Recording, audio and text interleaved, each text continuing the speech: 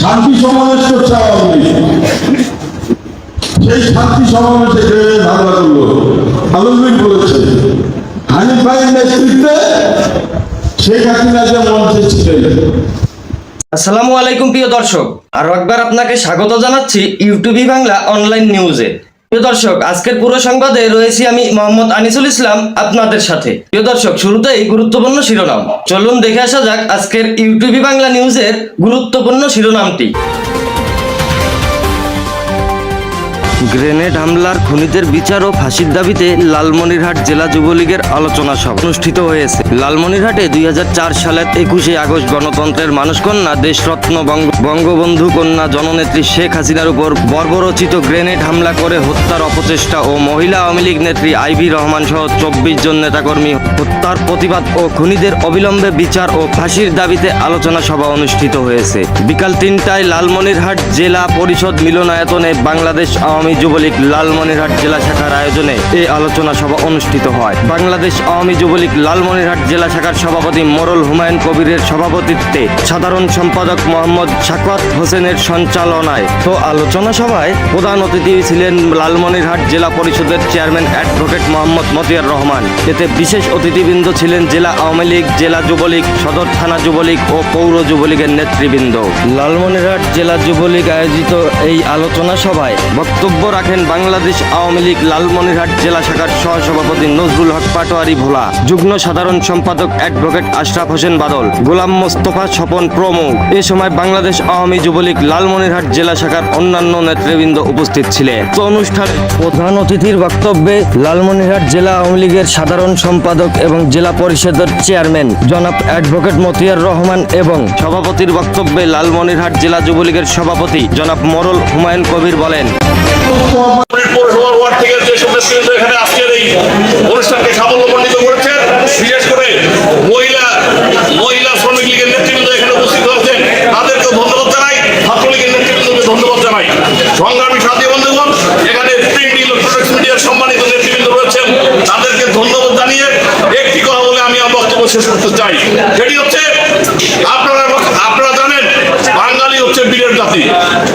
ঈশাখার আমল থেকে শুরু করে নবাব সিরাজউদ্দৌলা এবং ৭১-এর মুক্তিযুদ্ধ, 15ই আগস্ট, 21শে আগস্ট, একই সূত্রে কথা। ওই বাংলাদেশের যারা বাংলাদেশের স্বাধীনতাকে বিশ্বাস করে না, বাংলাদেশের অর্থনীতি উন্নয়নের অগ্রগতিকে যারা বিশ্বাস করে না, তারা বিভিন্ন ভাবে ওই নবাব সিরাজউদ্দৌলাকে হটিয়ে মির্জাফর স্বাধীনতার যুদ্ধে ৭১ সালে ওই রাজাকার যারা এই বাংলাদেশের স্বাধীনতাকে বিশ্বাস করে নাই, সেই রাজাকার এবং আজকে যারা বাংলাদেশের এই জননেত্রী শেখ হাসিনার উন্নয়নের অগ্রযাত্রাকে ব্যাহত করতে চায়, ওই তারা একই সূত্রে কথা। তারা জানে যে বাঙালিরা বীরের জাতি। এই জাতি যদি অর্থনৈতিকভাবে সমৃদ্ধশালী হয়, তাহলে একদিন সারা বিশ্বই বাঙালি শাসন করবে, এটা তারা জানে। সেই কারণে দেশি বিদেশি ষড়যন্ত্র বাংলাদেশ আওয়ামী লীগকে, বাংলাদেশের জননেত্রী শেখ হাসিনাকে ক্ষমতার মস্তকে হটিয়ে এখানে একটি পুতুল সরকার বানাতে চায়। তাদের সেই মনোবাসনা বাংলাদেশের একজন যুবক বেঁচে থাকতে সেই মনোবাসনা আমরা পূর্ণ হতে দিব না। কি দিব?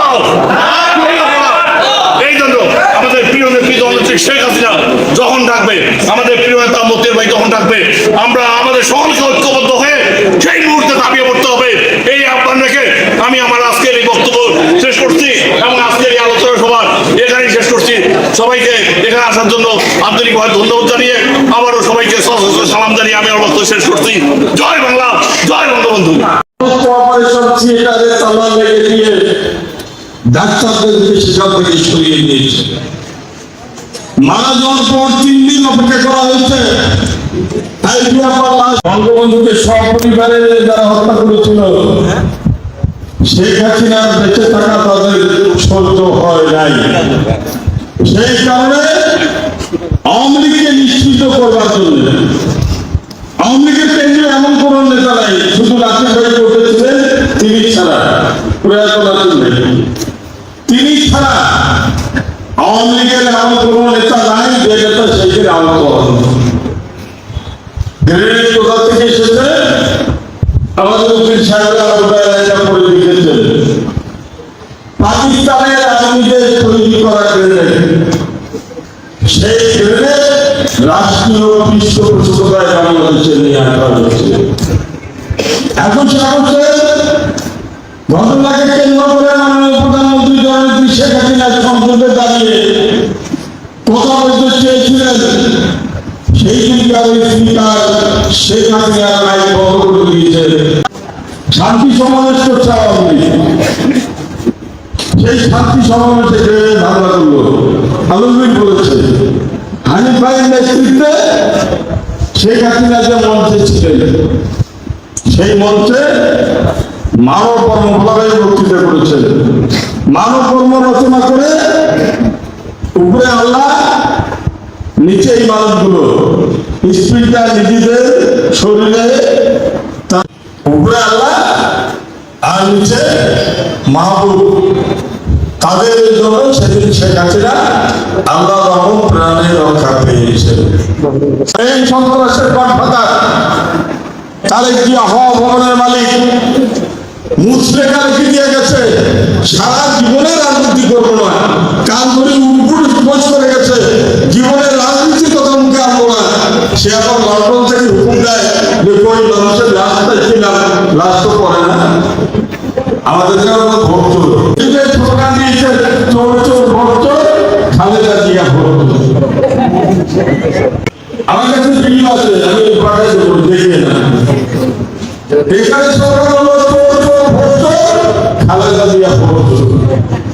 আমাকে বলতে হয় না এগুলো সাহেব, ওই তাদেরকে দুধকলা দিয়ে খুশি নিয়ে আসছে, তাদের মুখ থেকে সত্য কথা বের হয়েছে। ভোট চোর আল্লাহ বড়বাড়ির সমস্ত ভোট, বঞ্চনার অর্ধেক ভোট, কুলাঘাটের অর্ধেক ভোট, মঞ্চনার অর্ধেক ভোট, ডাকাতি করে আসাদুল্লাহগুলো এমপি হয়েছিল। আর দ্বিতীয়বার করে এমপি হওয়ার আশা করি না আসাদুল্লাহ। তোমার মতো ডক্টর চাই না, আমরা এইবার সালেদান দিয়ে যেতে চাই। ভগবান বিশ্বাস রাখে না, পুরো দৃশ্যতা কোথায় পাও? আসলে তোমাদের কোন জায়গায় গন্ডগোল আছে? বাপের মৃত্যু নিয়েও যেমন গন্ডগোল আছে, তার এক দরবারে রাজাকার আছে আর এক দরবারে মুক্তিযোদ্ধা পুলিশিরাই বলেও মাসি করলেও বেশি। প্রিয় দর্শক, এই ছিল আজ ইউটিউবই বাংলা সংবাদে। পরের সংবাদ দেখার আমন্ত্রণ জানিয়ে বিদায় নিচ্ছি। এতক্ষণ সঙ্গে থাকার জন্য সবাইকে ধন্যবাদ। আল্লাহ হাফেজ। ইউটিউবই Bangla news online news desk.